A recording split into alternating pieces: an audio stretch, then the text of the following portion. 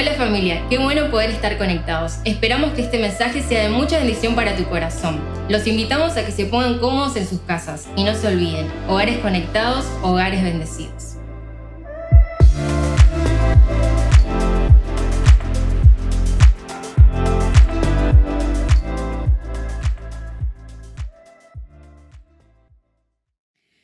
Y vamos a estar compartiendo hoy acá con otras dos generaciones, con Belu y acá la bebé, mi nietita.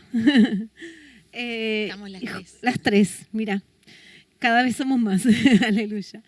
Vamos a hablar sobre los pensamientos y las generaciones. Y el tema de los pensamientos ha abarcado y ha generado por muchos años a muchos, desde pensadores, filósofos, psicólogos, hasta es más, hay corrientes como cognitiva de psicología que se dedican específicamente a pensar sobre los pensamientos, porque son las estructuras que organizan a la persona y al ser. Y muchas veces nosotros como simples personas creemos conocer nuestra manera de pensar, la que va a influir en todo lo que hagamos, como decía recién, en las acciones, en decisiones, emociones y hasta en las palabras que salen de nuestra boca. Pero en verdad hay pensamientos que están muy arraigados, como si fueran las raíces de un árbol, penetran muy profundo, se entrelazan y muchos de ellos hasta son heredados, ni siquiera son nuestros, pero los sentimos como que es nuestro pensamiento, ¿no es cierto? Algunos son tan familiares y están en nosotros y llegaron a este mundo con nosotros, ¿no es cierto? Como en el caso de la bebé de Belu, desde el vientre. Y justamente esos pensamientos, por eso mismo a veces no los reconocemos, ni siquiera los repensamos, o sea, ni siquiera podemos a veces discernirlos. Es como una estructura de base que ya está formada. Y hay muchos de ellos que a veces son buenos, esos los podemos dejar, pero hay otros que no son tan buenos o son malos y a veces no sabemos por qué están, cuando surgen, cuando los descubrimos, cuando afloran, cuando aparecen, ¿no es cierto? Muchos de ellos, como decía, nosotros no podemos verlos simplemente. Es como que otros desde afuera, que hablan con nosotros, comparten con nosotros, les es más fácil verlos y a veces nos preguntan, ¿acá qué pasó? A ver, ¿por qué pensás esto? Y ahí uno hace como el clic y como si pusiera el foco de luz, ¿no?, en ese lugar. Quizás una amiga, quizás nosotros desde lo pastoral, muchas veces con Sergio, que escuchamos a la gente y vemos a alguien que está todo bien y de golpe en un área, ¡pum!, salen palabras negativas, pensamientos. Y vos decís, ¿qué pasó acá? ¿No? ¿Qué pasó? Llaman la atención y esos pensamientos, ¿de dónde vienen, no? Y yo creo que los pensamientos en uno mismo es como contemplar el rostro de uno en el espejo. Yo me miro en un espejo, ¿no es cierto? Si esto fuera un espejo, me miro y no veo mi rostro directamente, sino que lo veo reflejado a través de ese objeto externo. Lo mismo pasa con los pensamientos. En cambio, los otros que nos miran nos ven directamente nuestro rostro, tal cual es. En los pensamientos pasa algo así. Es como que siempre estuvieron... No nos damos cuenta, es como tener una casa amueblada siempre con todo en el mismo lugar exactamente. Y uno nunca se le ocurrió ni piensa, desde chiquito creció con eso, cambiarlo de lugar, ¿no? Pero en cambio otro que no está acostumbrado viene y puede decir, ¿por qué no ponemos este mueble acá, esto allá?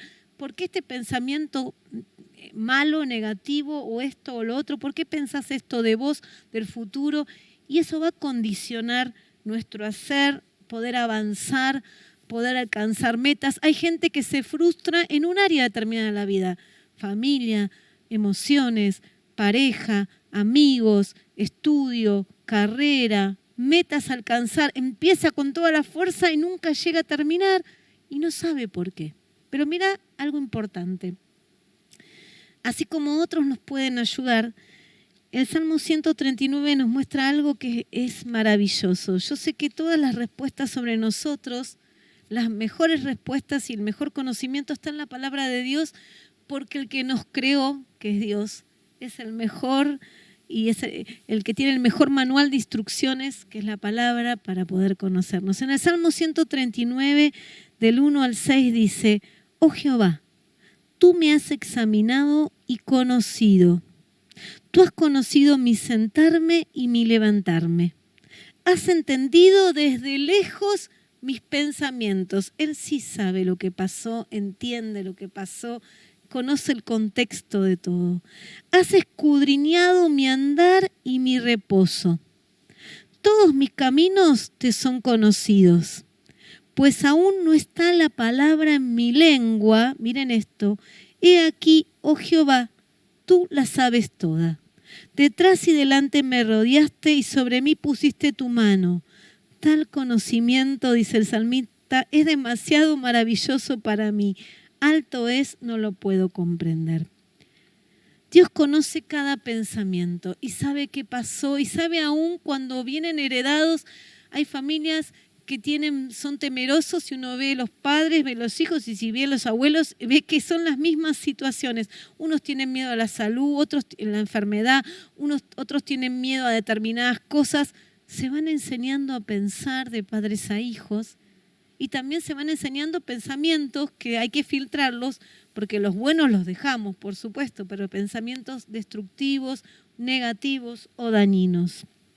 Y Dios nos puede ayudar en esto, y como Dios es vivo y real, con su palabra nos habla y nos muestra muchas veces lo que pasa en nuestro corazón. A mí me pasó tantas veces, aún antes de estudiar psicología, y aún más profundo que toda terapia es la sanidad interior, cuando el Espíritu Santo nos habla por la palabra y sana nuestro corazón, nuestra identidad. Y acá dice otra cosa profunda. Aún cuando vamos a decir algo, todavía no salió la palabra en nuestra boca, dice que Dios ya la sabe. ¿Por qué? Porque Él sabe todo lo que nosotros pensamos, aún hasta pensamientos que tienen que ver con lo inconsciente y palabras que salen de heridas o de situaciones muy arraigadas que ni siquiera podemos procesar conscientemente o entender. En Proverbios 23:7 hay un versículo que me encantó. En este caso, de Proverbios 23:7, habla del avaro previamente y da un ejemplo con la avaricia y da otro ejemplo más con otro pensamiento negativo. Y dice que si uno va a comer a la casa de alguien que es avaro y te pone todo delante para que comas y te dice come, disfruta, te dice que en realidad no es verdad lo que está diciendo, porque dice, porque cuál es su pensamiento en su corazón del avaro, tal es él. Come y bebe, te dirá, mas su corazón no está contigo.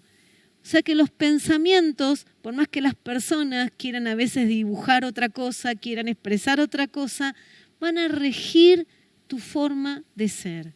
Y el que mide con avaricia no va a poder hacer excepciones. El que mide con rigidez o con dureza no va a poder hacer excepciones. El que mide con cualquier mirada negativa, no es como tener un lente oscuro, por más que diga o que quiera, salvo que pueda solucionar esta situación. Y esto tiene que ver a dónde voy. Dios es el que nos puede examinar los pensamientos y nos puede llevar a cambiarlos, guiados por Él y con la ayuda de Él. Ahora sí, en San Lucas 6:8, había un grupo de fariseos que estaba al lado del Señor, de Jesús. Jesús estaba haciendo milagros y estaban ahí para criticarlo, entre ellos pensando mal. Y dice el versículo, mas Él, hablando de Jesús, conocía los pensamientos de ellos y dijo al hombre que tenía la mano seca, levántate y ponte en medio. Y él, levantándose, se puso en pie, tenía una mano seca, era un hombre, necesitaba un milagro, y Jesús lo sana. Y los fariseos estaban pensando y criticándolo. Dice que Jesús, como era Dios, conocía. Dios conoce nuestros pensamientos. Entonces, punto 1, si nosotros no conocemos a veces todos nuestros pensamientos o no sabemos por qué pensamos cosas o hacemos cosas guiadas por esos pensamientos o decimos cosas que no queremos, hay alguien que sabe todo de nosotros, hay alguien que nos puede ayudar, que es Dios. Él ve nuestro corazón. Otro ejemplo de esto está en 1 Samuel 16:7. Esta historia es una historia cuando Samuel quiere ungir al segundo rey, a David como rey, y lo manda a Samuel. Y pasa esto: Jehová respondió a Samuel: no mires a su parecer ni lo grande de su estatura, porque yo lo desecho, dice Dios. Porque Jehová no mira lo que mira el hombre, pues el hombre mira lo que está delante de sus ojos, pero Jehová mira el corazón. Cuando Samuel va a buscar al próximo rey, se fijaban los hermanos más grandes de David, el más fuerte, el más grande, el más inteligente, y él era el menor y el más chiquito y era un adolescente, y Dios le dice: no es ninguno de estos. Tenía 7 hermanos, él era el octavo. Yo no miro la fachada externa, no mido las capacidades físicas, miro el corazón. Y eligió a David por su corazón. Y así que Dios nos pueda elegir por nuestro corazón. Y volviendo al Salmo 139, Dios dice que nos formó desde el vientre, ¿no?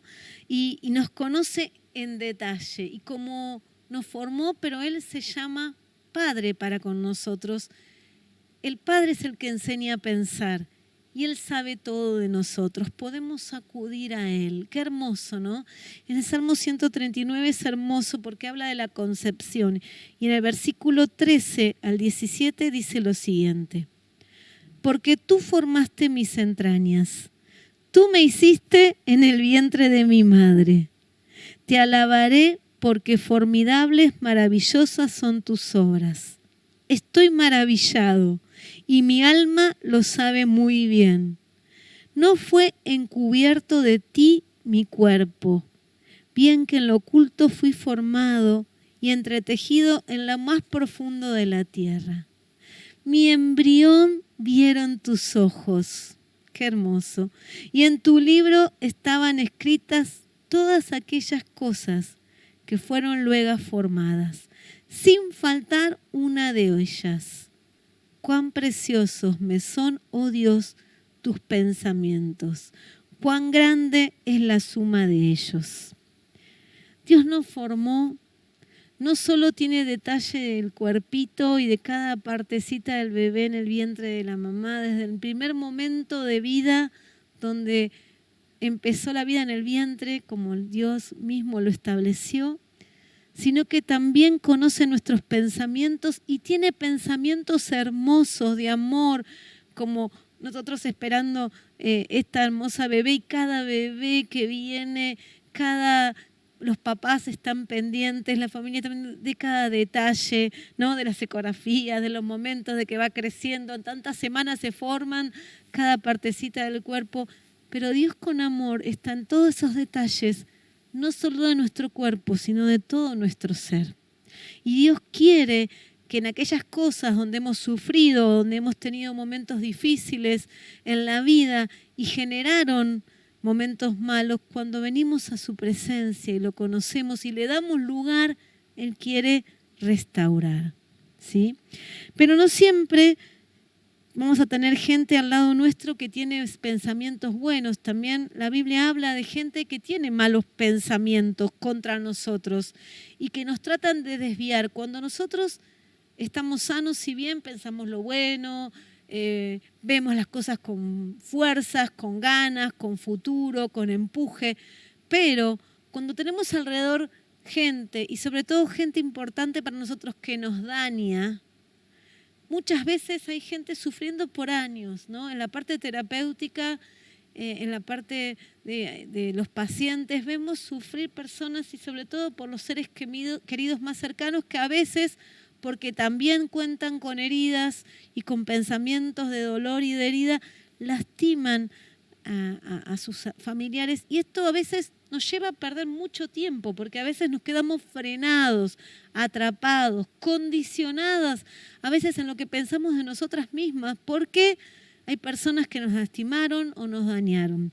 El Salmo 56 tiene un ejemplo, el versículo 5, habla de personas que en el caso del Salmo 56 lo dice el rey David, dice: todos los días ellos, hablando de personas que le hacen daño, pervierten mi causa, contra mí son todos sus pensamientos para mal. Y a veces pensamos, bueno, si hay gente que piensa mal de mí o me trata mal, no me importa. Y la verdad, no conozco a nadie que no le importa. Podemos ser un poco más fuertes, un poco menos, pero nos afectan. Sobre todo si son personas que tienen que ver con nuestra confianza. ¿Y la solución dónde está? Cuando yo estoy escuchando todo el tiempo palabras negativas, palabras de dolor, palabras de daño, pensamientos de otros que se traducen en palabras, en mensajes negativos, me hace mal, me frena, me condiciona, a veces me hace enojar y hasta el enojarse genera reacciones negativas, genera perder tiempo en eso, genera estar, porque quien que está enojado, que está turbado, está feliz de la vida para ser creativo, para hacer... No, nos frenan. La solución está en la palabra de Dios. Dios nos da una forma. Romanos 10, 17 dice lo siguiente. Dice, así que la fe es por el oír y el oír por la palabra de Dios. Hay palabras que no solo producen pensamientos lindos, sino que producen fe, que es un fruto del Espíritu Santo. Y la fe potencia todo lo que hacemos, porque emprendemos algo con fe, con seguridad y vamos a llegar a la meta. Emprendemos algo con fe y tenemos fuerzas. Y al oír la palabra, en vez de oír lo negativo, puedo cambiar esos pensamientos, ¿no? De daño, las personas con palabras negativas que me pueden querer maldecir, que me dicen cosas malas, que me desean lo malo o que todo el tiempo están haciendo cosas guiadas por ese pensamiento de mal para lastimarme, pero nosotros tenemos que oír lo que Dios dice. Y cuando oímos lo que Dios dice, nos da fuerzas, nos sana, nos llena, nos produce fe y podemos saltar este obstáculo. En el Salmo 56, 5, dice algunos versículos importantes. Dice, todos los días pervierten su causa contra mí con sus pensamientos para mal. Esto es porque hay personas que están todo el tiempo deseando lo malo, pero nosotros tenemos que ir con nuestra mira hacia el Señor. También el Salmo 55 habla justamente de esto. El Salmo 55:3 también es un salmo de David y dice, a causa de la voz del enemigo, por la opresión del impío, el impío es el malo, porque sobre mí echaron iniquidad con furor, me persiguen. Porque dice, no me afrentó un enemigo, lo cual habría soportado, ni se alzó contra mí el que me aborrecía, porque me hubiera ocultado de él, sino tú, hombre, al parecer íntimo mío, mi guía y mi familiar, que juntos comunicábamos dulcemente los secretos y andábamos en amistad en la casa de Dios. En cuanto a mí, a Dios clamaré, y Jehová me salvará. Tarde, mañana y mediodía oraré y clamaré, y Él oirá mi voz. Él redimirá en paz mi alma de la guerra contra mí. Aunque contra mí haya muchos, Dios oirá y los quebrantará luego. El que permanece desde la antigüedad, por cuanto no cambian ni temen a Dios. Y acá está hablando que a veces nos puede tratar mal una persona mala o difícil, alguien que no conozco mucho y me afecta, pero no tanto. Ahora, cuando el que me lastima es alguien de mi confianza, acá dice familiar, un amigo íntimo, aparte habla de la casa de Dios, aún un hermano en Cristo, que yo digo, compartíamos intimidad. ¿Cómo cuesta sanar eso? No solo perdonar, sino sacar esos pensamientos, sacar ese dolor y poder seguir adelante sin estar afectado, sin quedar con pensamientos de amargura, porque al que se amarga va a afectar y va a expresar esa amargura. Nadie puede tener eso en el corazón y no depositarlo en algo. Y justamente lo va a hacer con las personas más importantes, más cercanas a uno y más amadas. Entonces, ¿la solución dónde está? Como dijo David, me traicionó una persona de mi intimidad, familiar, alguien que estaba conmigo en la casa de Dios. Pero ¿yo qué voy a hacer? Voy a ir a Dios. Y acá habla de orar 3 veces al día. Cuando uno está con un dolor muy grande, qué lindo, qué importante la oración.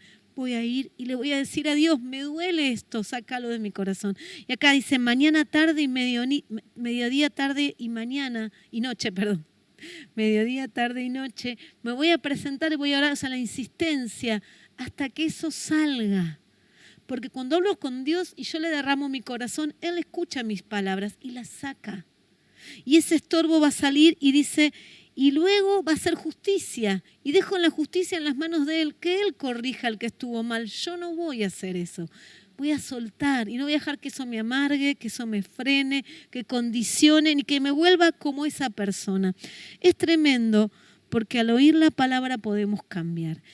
Hay dos fuentes de pensamientos, las podemos clasificar, hay muchas más, pero vamos a clasificarlas en pensamientos negativos y pensamientos positivos. Los pensamientos negativos vienen de palabras de daño, de destrucción. Los pensamientos negativos son pensamientos que se nos vuelven hacia nosotros mismos autodestructivos. Entonces, si yo recibo pensamientos negativos y no los saco de mi corazón y estoy todo el día pensando en base a esos pensamientos y son los que formaron mi ser, me voy a volver alguien autodestructiva porque todo lo voy a condicionar, es el parámetro de donde voy a organizar mi vida. Y esos pensamientos autodestructivos, aunque uno no quiere, hace que repitamos los errores, las heridas, lo malo, lo que dijimos de nuestros padres, yo nunca voy a hacer esto, vamos y fijo que lo hacemos. Pero hay otra fuente de pensamientos positivos que viene de la palabra de Dios y que hablan de nosotros y nos muestran más profundo y nos ayudan a salir de esos pensamientos.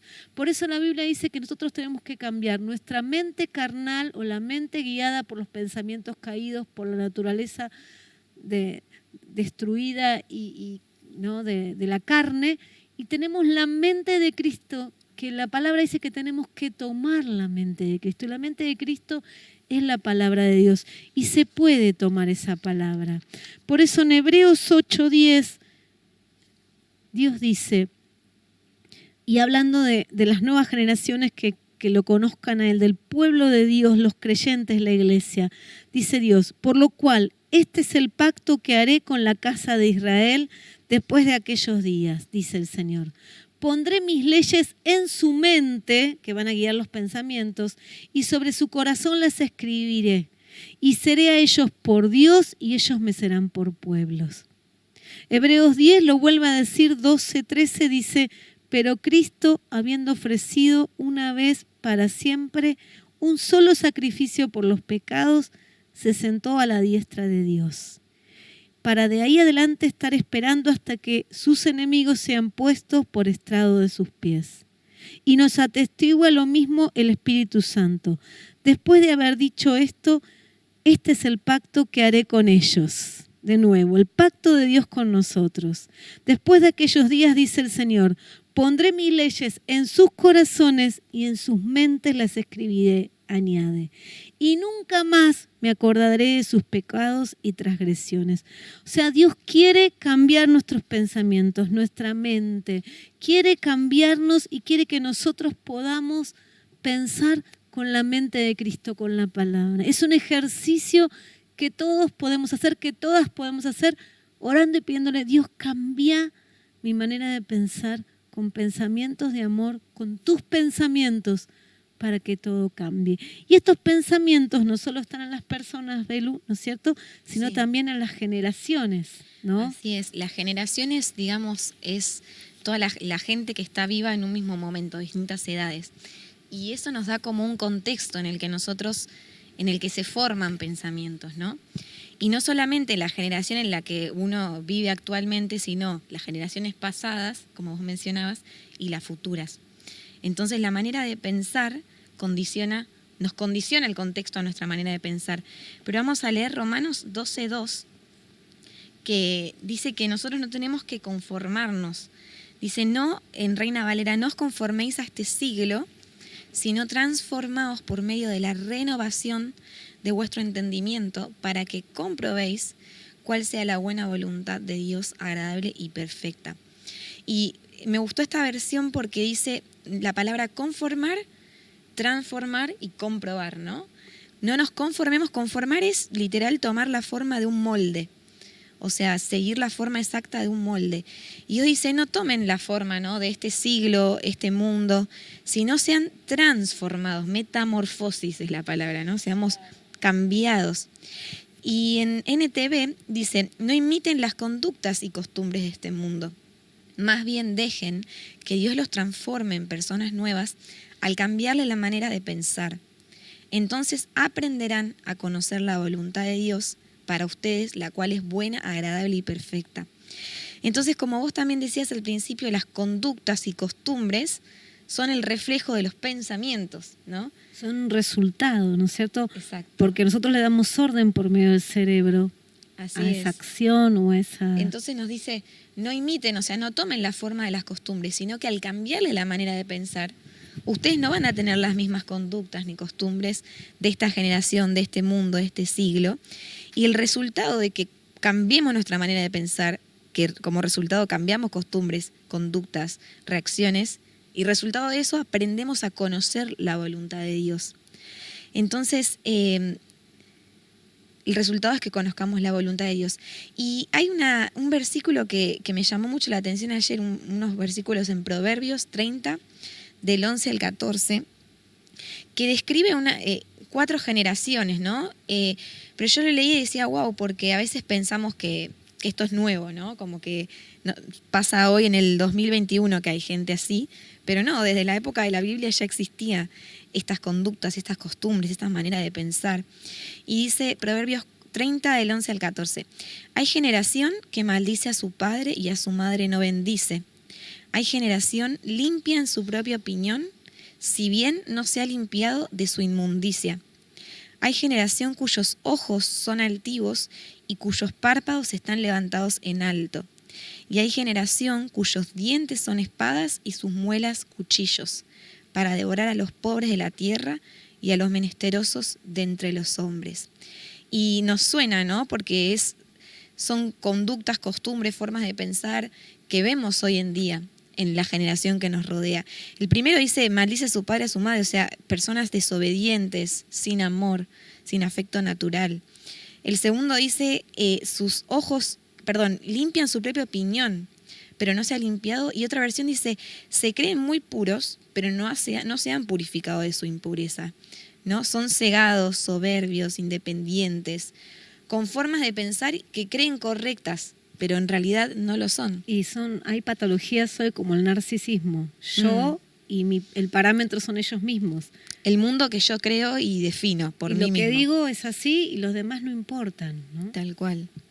Después el siguiente dice ojos altivos. Otra versión dice, se creen muy importantes y a todos miran con desdén. Acá está la altivez, el orgullo, la autosuficiencia que vemos en esta generación, ¿no? Y el último dice que menciona los dientes y la boca, las muelas, como palabras que hieren, y habla de devorar a los pobres. Son egoístas, ávaros, sin amor, violentos, el amor al dinero. ¿Sabés que esos son símbolos de agresión? Los dientes, en psicología, ¿no? Sí. Incluso que lo que dicen es para simbolismos lastimar. de dibujos y demás representan la agresividad, la maldad, lo agresivo, Sí. lo dañino. Tremendo.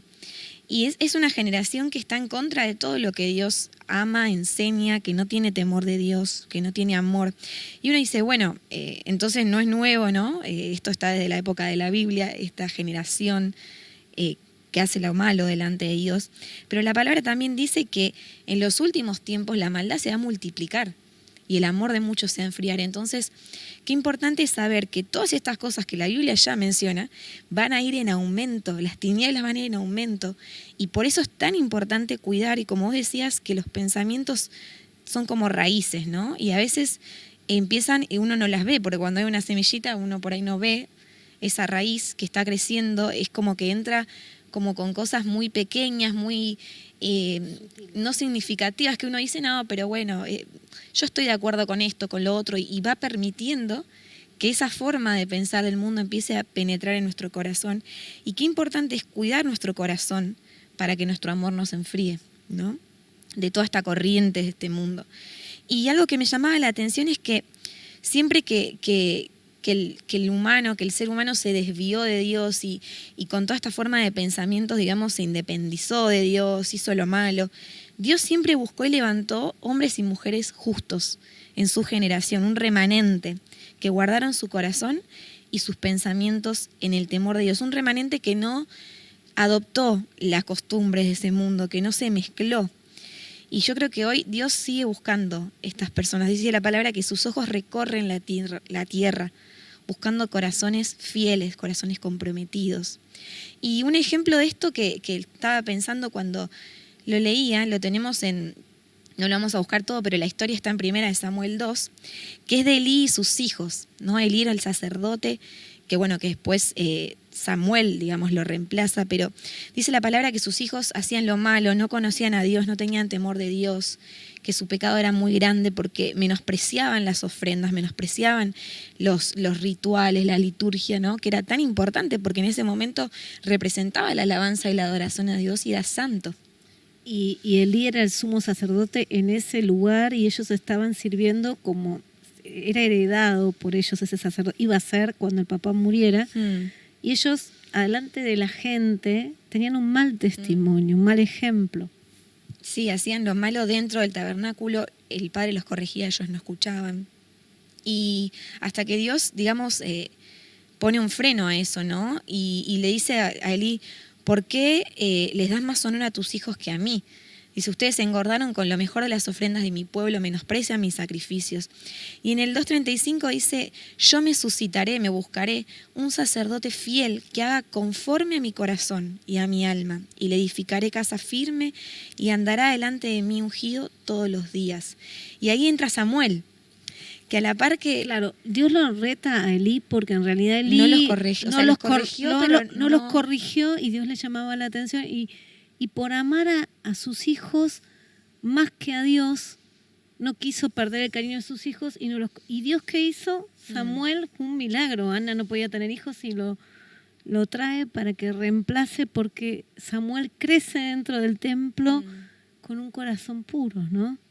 Y a la vez que ellos va diciendo todo lo malo, ¿no? El capítulo que hacían los hijos de Elí, al mismo tiempo dice, y Samuel crecía, ministraba al Señor, ministraba en el templo, ¿no?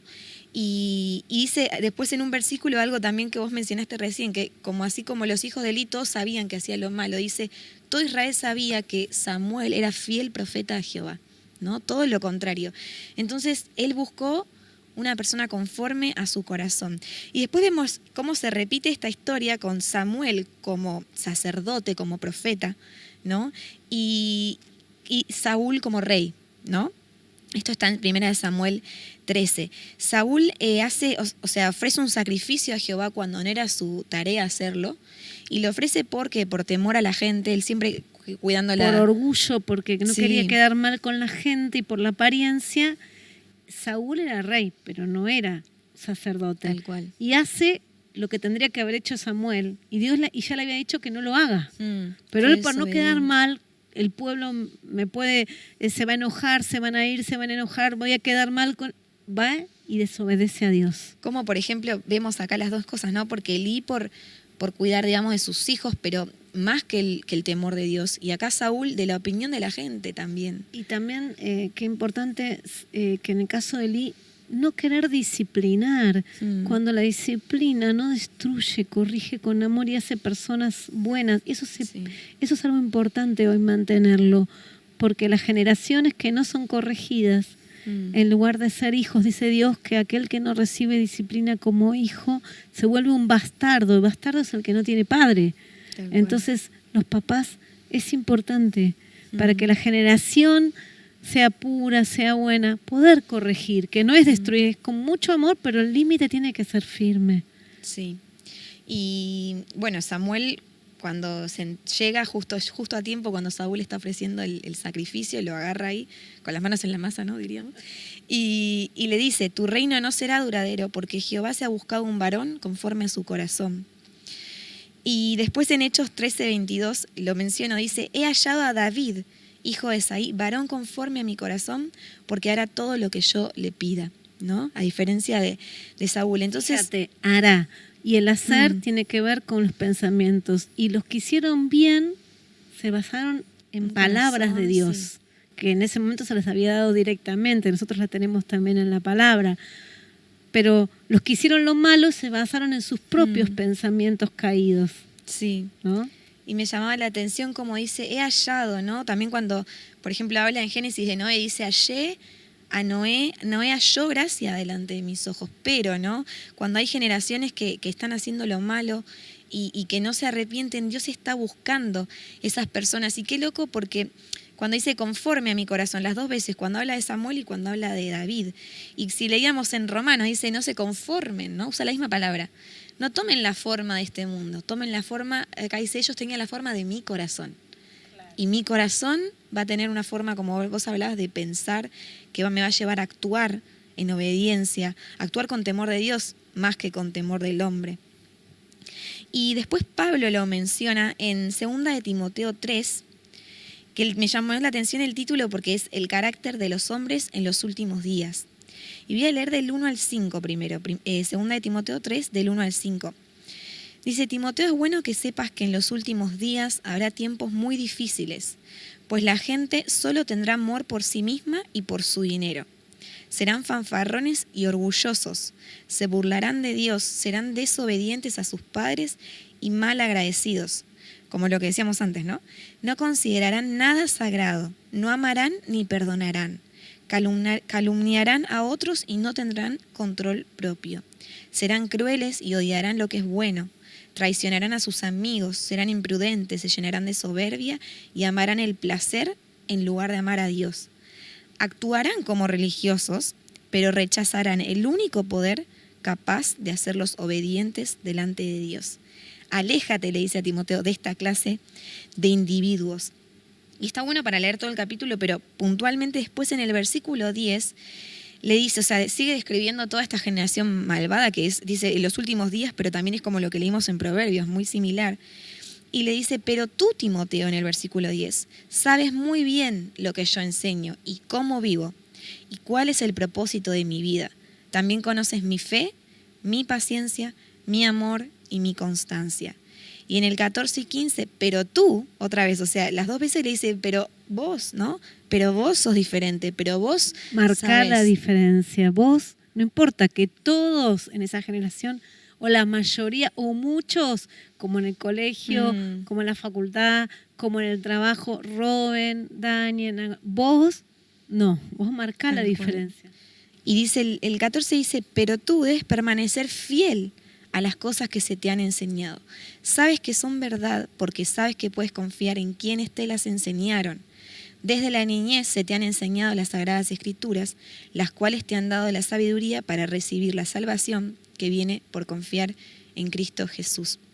Qué importante entender que está todo esto que leímos, ¿no? Todo lo malo, todas las formas de pensar, que lo podemos ver en nuestra generación y que va a ir en aumento. Pero que nosotros podamos permanecer fieles y firmes a lo que aprendimos de Dios. Quizás lo aprendimos también de nuestros padres, quizás lo aprendimos también de nuestros abuelos, o quizás no, y tenemos que empezar a generar una nueva forma de pensar para las generaciones futuras. Y qué importante prestar atención a estas cosas, ¿no? Incluso los adolescentes, desde el colegio, desde la facultad, porque son estructuras de pensamiento que se van mezclando, que se van como familiarizando y que también muchas veces son tan masivas. Es tanta la gente que piensa igual, pareciera, que uno a veces se siente solo. Son ideologías, o sea, son ideas que se imponen y se planea cómo introducirlas a través de la educación, a través de hasta cursos en los trabajos. Hoy lo podemos ver con temas que tienen que ver y que llaman discriminación y que a veces no es discriminar cuando uno piensa distinto. Tal cual. Discriminar es cuando uno en realidad no respeta al otro. O sea, puede estar esta opción. Hay personas que piensan diferente que nosotros no les vamos a faltar el respeto, pero vamos a pensar conforme a la palabra y tenemos una dirección. En cambio, hay muchos que reciben estos pensamientos y ni siquiera los repensaron, ni siquiera es lo que quieren creer o pensar. Están impuestos y como todos lo hacen, entramos en ese pensamiento. Ahí entra también lo que hablábamos del temor del hombre, ¿no? De quedar mal, de ser rechazado, ¿no? Del orgullo, de que me acepten. Así es. Y el Salmos 24, del 1 al 6, habla de una generación de los que Dios busca, ¿no? De estas personas que ese remanente que va a permanecer conforme al corazón de Dios y no conforme a este mundo, a este siglo, a esta generación. Y dice, ¿quién subirá al monte de Jehová? ¿Y quién estará en su lugar santo? El limpio de manos y puro de corazón, el que no ha elevado su alma a cosas vanas, ni jurado con engaño. Él recibirá bendición de Jehová y justicia del Dios de salvación. Tal es, o sea, así es la generación de los que le buscan, de los que buscan tu rostro, oh Dios de Jacob. Como vos hablabas antes, ¿no? La generación de los que buscan el rostro de Dios, la generación de los que buscan ser conforme a su corazón, la generación de los que se basan en la palabra que nos forma, que nos guía. Esa es la generación que Dios está buscando, una generación limpia de manos, de corazón, que no se interesa en cosas vanas, que no tiene engaño, que cuida su corazón y cuida el amor hasta el fin, ¿no? Y esa generación también trae bendición sobre las generaciones siguientes, sobre su heredad. Como decíamos recién, quizás uno, como le decía Pablo a Timoteo, vos lo aprendiste así y mantenete firme, ¿no? Y pasalo a la siguiente. Y quizás otro dice, no, yo aprendí todo lo contrario y necesito ser transformado, como dice la palabra. Mi caso, en ciertas cosas, por ejemplo, dentro de la palabra, no crecí formada en la palabra. Sí me formaron algunas cositas, pero sin embargo, cuando uno se encuentra con Dios puede decidir cambiar. Había reyes que decían que sus padres habían hecho lo bueno delante de Dios y otros que no habían hecho lo bueno, pero en su reinado decidieron hacer lo bueno y seguir a Dios. O sea que también tenemos la oportunidad de cambiar cuando algo no está funcionando bien. Y no es excusa si no me lo enseñaron mis padres o si me enseñaron mal. Se puede cambiar. Uno tiene que ver y decidir, y ¿no? tomar esas promesas, ¿no? Como en Isaías 44:3 dice, yo derramaré aguas sobre el sequedal y ríos sobre la tierra árida, y mi espíritu derramaré sobre tu generación, y mi bendición sobre tus renuevos.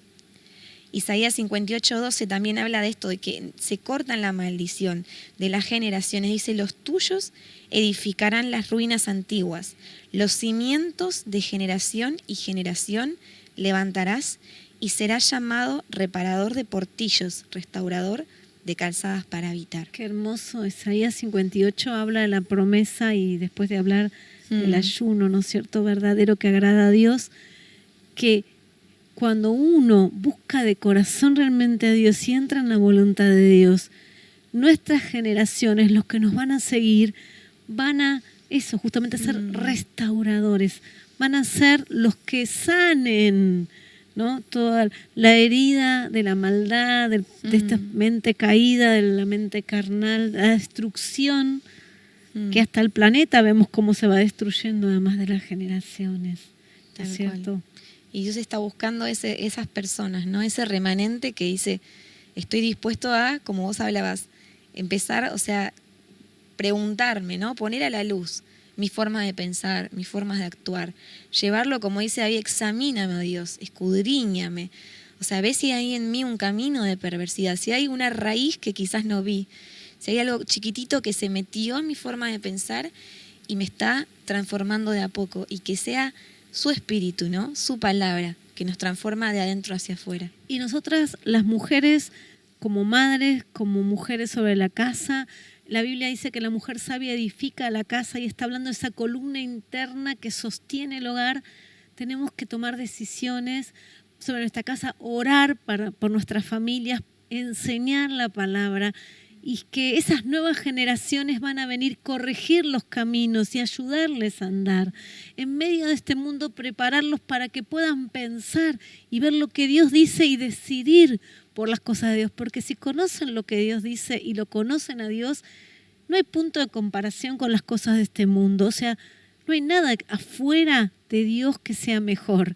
Al contrario, la pasa mal este mundo, va de destrucción en destrucción, se sienten culpables. Nosotros podemos tener la paz y la bendición de Dios. Así que te invitamos a que los pensamientos de tu casa sean pensamientos de bendición, y a las generaciones nuevas decidir, yo quiero ser la generación de Dios, la que marca la diferencia. Así que vamos a ahora seguir con un momento de adoración. Después de este bloque vamos a seguir adorando y buscar ser esa generación. vamos a orar y vamos a